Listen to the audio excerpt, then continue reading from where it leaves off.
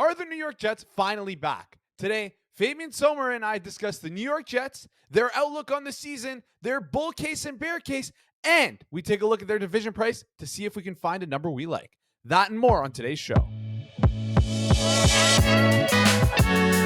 What's going on, friends? Welcome back to Forward Progress here on the Hammer Betting Network and powered by Pinnacle. Before we get started for today's video, guys, just want to give a quick shout out to our sponsors over at Pinnacle. Pinnacle is the world's sharpest sportsbook and available to bettors in Ontario. Find out what professional bettors have known for decades. Pinnacle is where the best bettors play. Everyday competitive odds. Bet smart.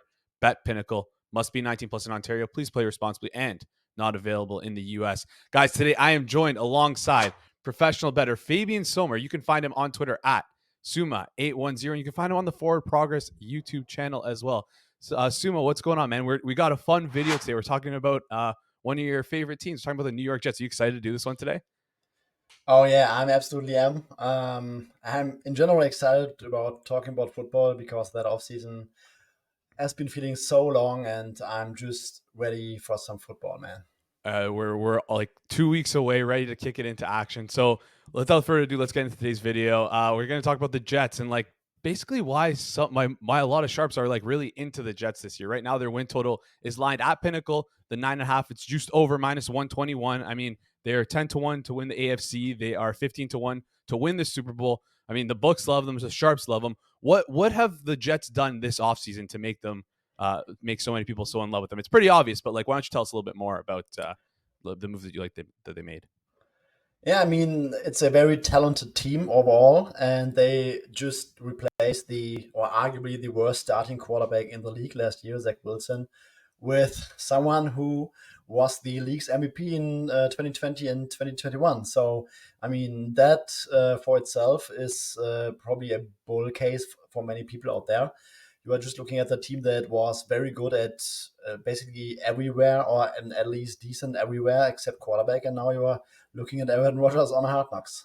Exactly, yeah, and that's been a fun watch for me on Hard Knocks. But yeah, let's get into those bull cases you mentioned there. So obviously, those elite playmakers on offense, they've done wonders last year. That defense looked really good last year. So kind of talk us through the bull case that you can see where the Jets would not only like smash through their win total, but potentially go on, win the AFC, and maybe have a chance at a Super Bowl. Yeah, so the bull case starts with Aaron Rodgers. So Aaron Rodgers was playing at an MVP level in 2020, 2021, and then he had a decline last year. And he will probably end up playing like between last year and between those MVP seasons. I think you can say he's going to be back to MVP form, but probably somewhere in between. Last season, tougher situation with so many young and inexperienced playmakers. When you watched those Packers games, you didn't feel like he was very comfortable being there. That's a completely subjective approach I'm taking right now, but I think we will probably end up being in that range between last year and 2021. And then you look at the offensive line.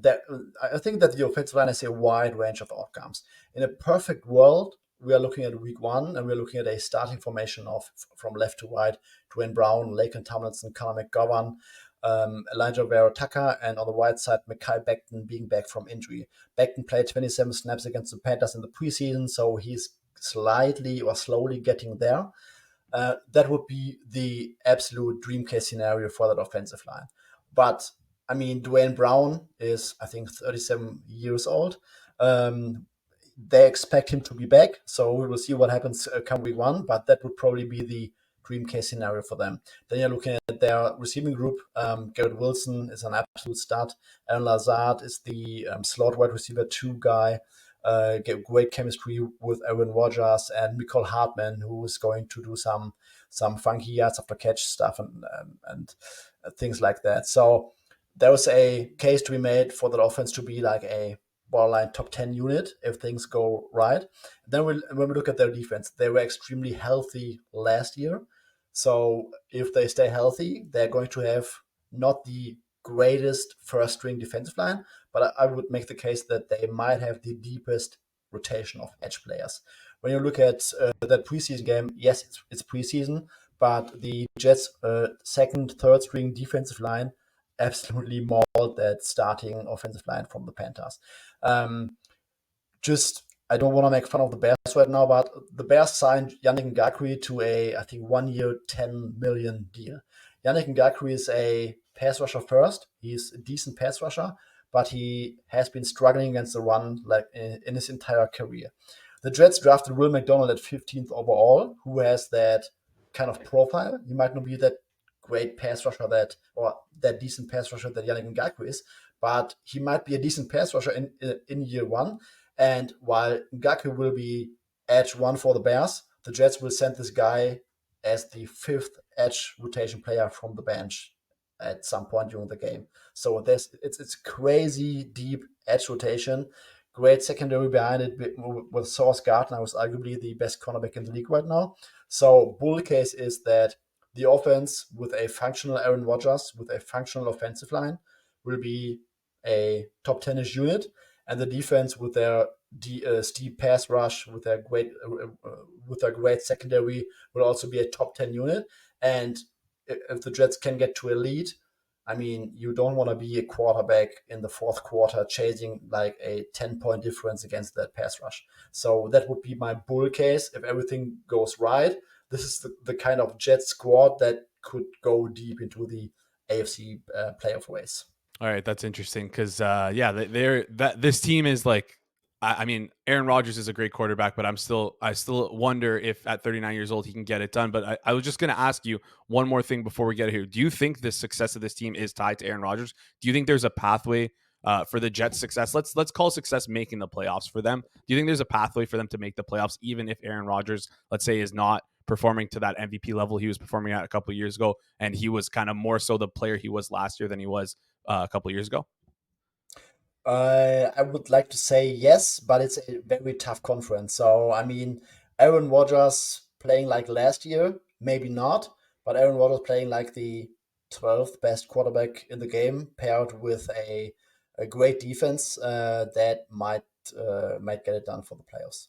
Okay, cool. And one more thing before we get out of here, the division prices. I just wanted to take a look at this because before we hopped on, you mentioned how close they were, right? So in the AFC East, the Bills are currently aligned as the favorite, plus 101 on Pinnacle, but the Jets and the Dolphins are like neck and neck for second favorite. The Jets are plus 301, the Dolphins plus 338.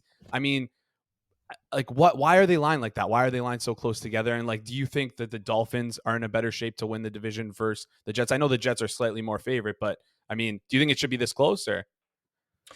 I have the Jets ranked above the Dolphins. I think it should maybe be a little bit more wider between the two. I think a lot of people are probably rightfully so also high on the Dolphins, who are super talented. I mean, the combination of Tua Tagovailoa, who had some real flashes last year, and I mean just that Mike McDaniel offense with Tyreek Hill and Jalen Waddle is probably a reason enough to be pretty optimistic about the Dolphins. But overall, I mean, I'm still not a complete Tua believer when you look at that stretch he had last year to finish the season, where they ranked like dead last in dropback success rate and only credit a few explosive plays against some real defenses. So I am, let's say, I think that the floor for the Jets overall might be higher than for the Dolphins. Jets with their crazy or a deep defensive line. There's also some more injury risk when it comes to Tua, like one concussion and the season could be over. So I think the Jets deserve to be the number two ranked team in the AFC East. And yeah, I have them slightly above the Dolphins going to the season. Fair enough. I know one of our contributors over on Forward Progress is going to oppose you on that one. That's George Silfidis. He is a big Dolphins guy, and I'm excited to see you guys. Maybe we can get a watch along together with you two with the Jets play the Dolphins this year. Anyways, without further ado, Fabian, thank you so much for joining me today, and thank you, the viewers, for watching us. Remember, if you like this content, hit that like button, hit the subscribe button, and ring that notification bell to be notified when these videos go live. And as a reminder, every week, guys, from now until the start of the season, we are running Q&As. So if you have any questions about anything football related or betting related, drop them in the comments down below. Tweet at us at Forward Progress HQ or email us at forwardprogress@thehammer.bet. You can find those links in the description down there. So without further ado, guys, thank you so much for tuning in. This has been Forward Progress right here on the Hammer Betting Network.